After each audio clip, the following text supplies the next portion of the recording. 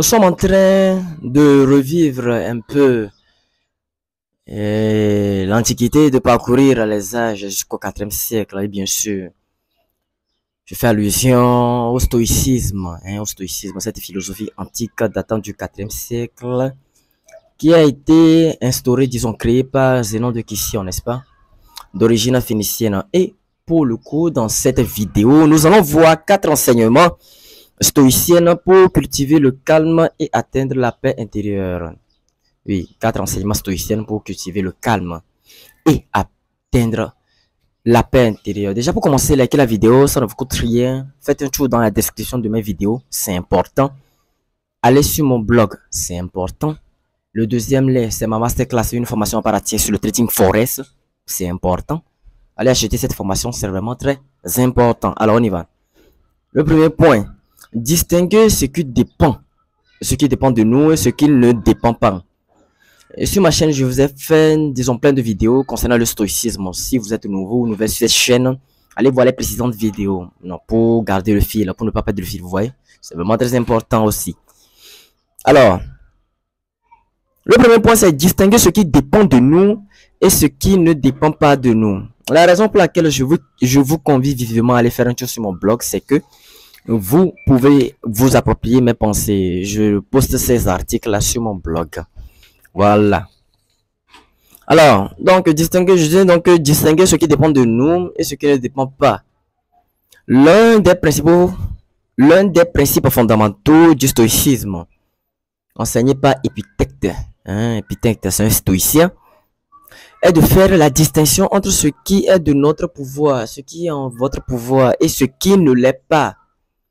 Les stoïciens croient que nous devrions concentrer notre énergie sur les choses que nous pouvons contrôler, comme nos pensées, oui, parce que vous pouvez contrôler vos pensées, comme nos actions également, comme nos pensées, nos actions et nos réactions, et accepter avec sérénité ce qui échappe à notre contrôle. Les événements extérieurs échappent à notre contrôle. La pluie échappe à notre contrôle. Vous ne pouvez pas... Bon, oui, bon, c'est vrai, il y a la météo qui prévoit tout ça, qui prévoit quand est-ce qu'il va pleuvoir, quand est-ce qu'il va pas pleuvoir, mais est-ce que ça marche à tous les temps? Non, ça marche pas tous les temps. La pluie échappe à notre contrôle. Le soleil, le fait que le soleil va se lever, va se coucher, et tout le bazar échappe à notre contrôle. Les événements malheureux échappent à notre contrôle. Toutes ces choses-là échappent à notre contrôle. Vous voyez un peu? Cette perspective aide à réduire l'anxiété et le stress. Et en acceptant tout ce qui va de soi, c'est-à-dire, bon, tout ce qui va de soi, c'est un peu compliqué. En acceptant tout ce qui vient, tout ce qui passe, c'est-à-dire, tout ce qui est de votre contrôle et tout ce qui n'est pas de votre contrôle. La loi de l'acceptation, vous voyez un peu? Donc, en acceptant ces choses, en fait, cette perspective, en adoptant cette perspective, vous voyez un peu, aide à réduire l'anxiété et le stress, en nous permettant de nous libérer des préoccupations inutiles. C'est vraiment très important. Il y a beaucoup de choses qui ne valent pas la peine que nous leur accordons du temps. Voilà, voilà. En 2, pour les stoïciens, la pratique de la vertu est une chose très importante. Pratiquer la vertu.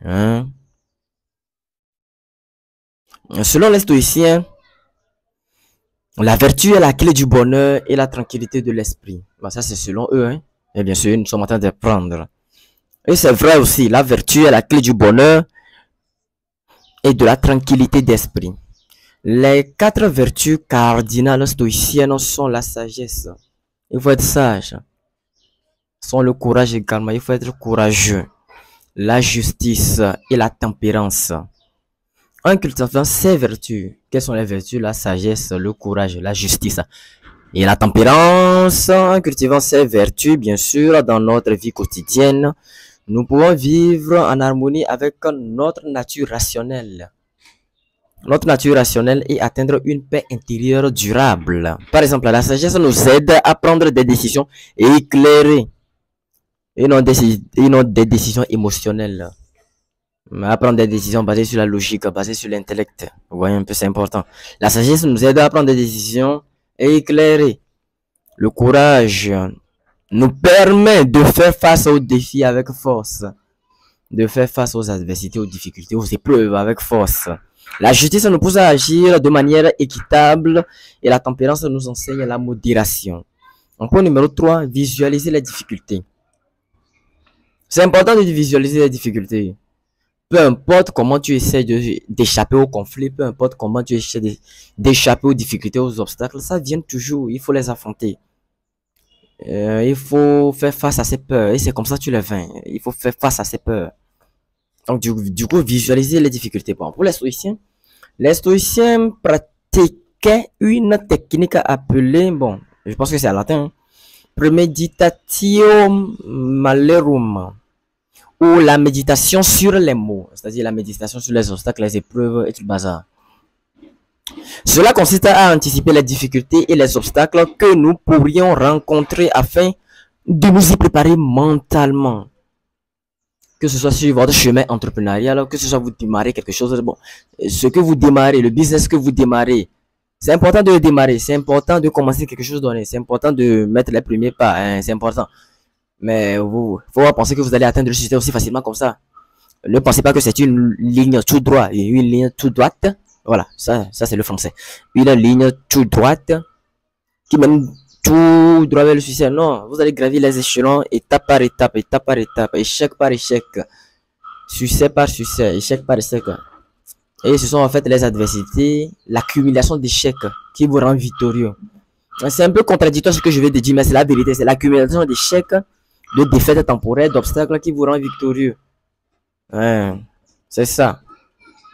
C'est la pratique que vous y mettez qui vous rend victorieux. C'est la pratique que vous mettez. Parce que quand en mettant de la pratique, c'est certainement que vous allez jouer. Vous y mettez encore, vous y mettez encore, vous y mettez encore, vous y mettez encore. Et c'est ça, c'est la pratique qui rend parfait. Bon, on y va.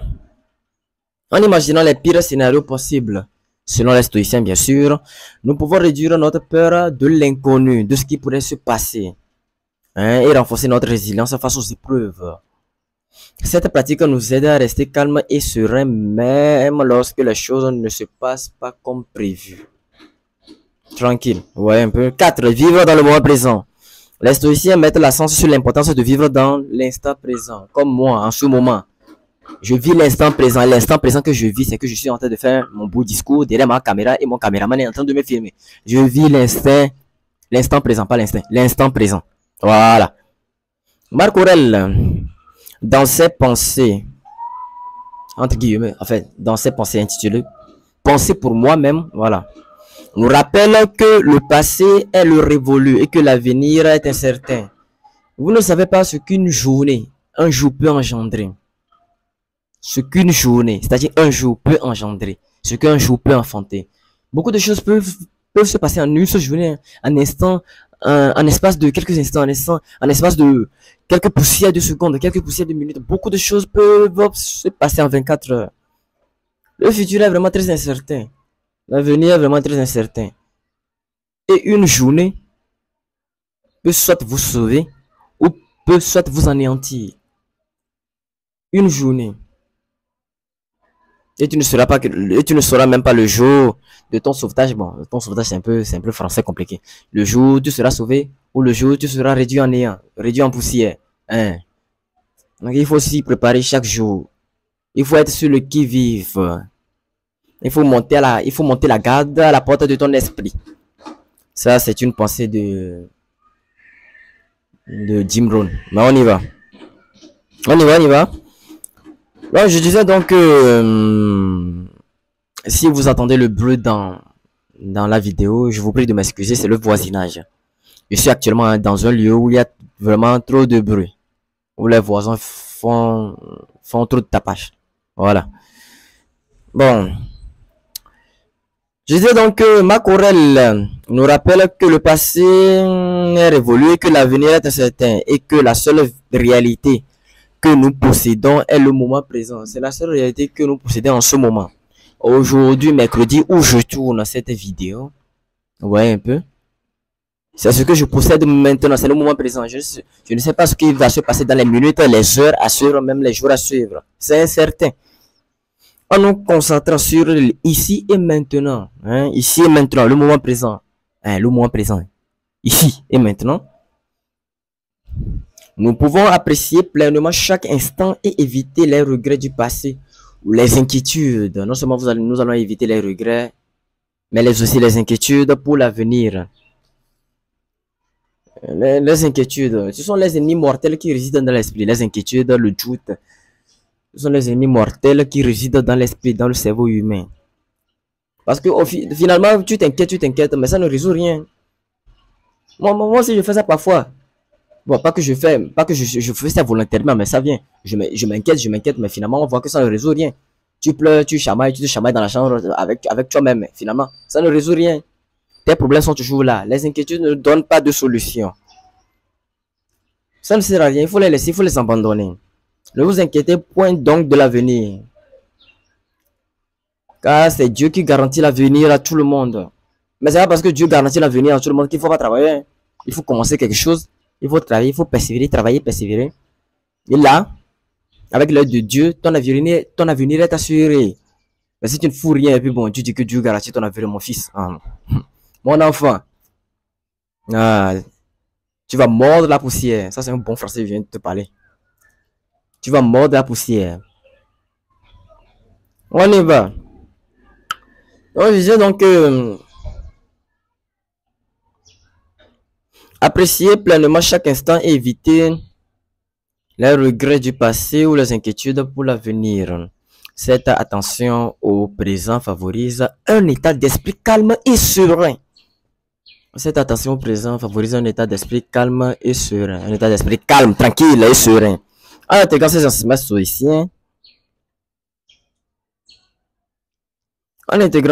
stoïciens, dans votre vie quotidienne, bien dans notre vie quotidienne, vous pouvez cultiver un état d'esprit calme et de paix intérieure, même face aux défis, même face aux difficultés, face aux incertitudes de la vie. Vous êtes toujours serein, calme. Le stoïcisme aussi, c'est quelque chose de bien quand même. Moi, je pense que je vais m'arrêter là pour cette vidéo. J'espère que vous avez tiré quelque chose, une plus-value de ce que je viens de dire. Une plus-value, c'est un peu trop compliqué. J'espère que vous avez tiré quelques intérêts, quelques notions bénéfiques de cette vidéo qui vont sûrement vous aider à améliorer votre vie. Nous allons nous retrouver une prochaine fois dans une nouvelle vidéo. D'ici là, portez-vous bien.